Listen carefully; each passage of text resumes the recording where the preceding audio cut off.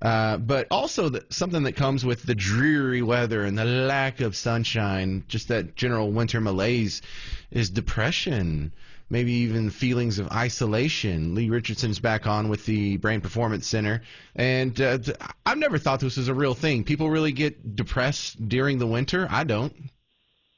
Oh, a lot of people do. You know, look outside your window today. We've got those dark skies. Where is the sun? And a lot of us need that. We need that interaction with the vitamin D and sunshine. Well, I think some of y'all just don't sunburn as easily. I understand if you're in Alaska and you have to do like 13 hours a day in the dark and you only get like 9 hours of sunlight or whatever the math works out to. But down here, is it really that big of a deal?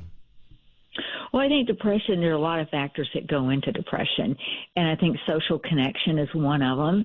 And in the winter months, when we're not as able to get out and socialize and participate in group activities, that plays a part in it.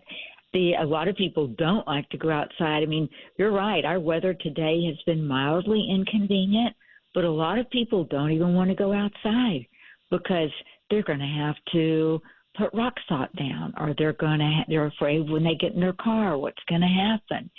So I think depression's all a state of mind, and a lot of that comes from fatigue and a lack of emotional engagement. So what are your fixes for it? I think number one is, and I think it's easy to isolate ourselves these days. And sometimes we can do it and we can say, oh, just need some me time. But instead of hanging out with TikTok, you know, shift your social activity from online to in person. I think that could make a big difference.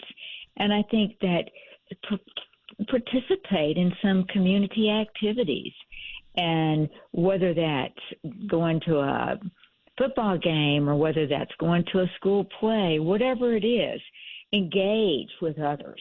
Well, this is something I find frustrating is I have a lot of people reach out to me saying, you know, yeah, I don't have much of a social life going on, or I have, you know, like 4 friends, or, you know, they feel isolated. Some coworkers, like I'm divorced and my kids are grown. I just go home to an empty house and fiddle around in my garage and watch Netflix. I hear a lot of people saying that. It's like, well, if there's a whole bunch of you people who are looking to have friends, then why don't y'all just meet up? And so, you know, go ahead. Well, I didn't mean to interrupt you, but we've kind of just stopped wanting to hang out together. Well, see, you can't have it both ways. You can't gripe about being, you know, socially isolated and then not hang out.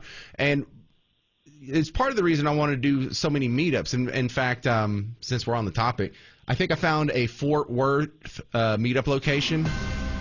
Shaw's on Magnolia, you know, that little strip on Magnolia where they have a bunch of bars and whatnot. Does that sound cool, all you Fort Worth people who are griping? And this is one of the instances where it comes up, Leigh, is people like the idea of a James Show meetup, not necessarily to meet me, but to meet each other. And that's great that you provide that, because we need a reason. Unfortunately, we need a reason to get out and do something.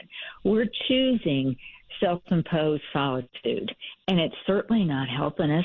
It results in depression, anxiety, frustration. Well, I'm not trying to bring politics into everything, but is there a part that politics is playing in this? Because if one side of the population thinks the other side perceives them as Nazis and racists and bigots, you know, they would be a little hesitant to be open and be themselves around them. On the other side, if the other half of the population looks at side one and says they're a bunch of terrible people who want to kill babies, you know, I think maybe people put too much pressure or emphasis on politics. Oh, I agree, and I don't think that it's the elephant in the room. We have to talk about it. It has polarized us to such extreme degrees that it creates distance. So how do we fix that? Well, we don't have to talk about it all the time. We don't have to follow. We don't have to follow it online all the time. You know, I think that we need to, all of us, including me, I need to set some boundaries. There are people that I know have opposite opinions than I do. Why do I bring that up? Well, I think another way that we could alleviate all the tension between like myself and my acquaintances who don't agree with me politically is they just changed their mind and started agreeing with me. If they all just admitted I was right and we all moved forward from there, there'd be a lot less tension. Well, you just need a bunch of know-it-alls that think you're right. That's all. All right, well, problem solved. Leigh Richardson, how do they find your work outside of WBAP? They can find us online. I'm on LinkedIn and the Brain Performance Center on Facebook and Instagram. Thank you very much. Leigh Richardson on the James.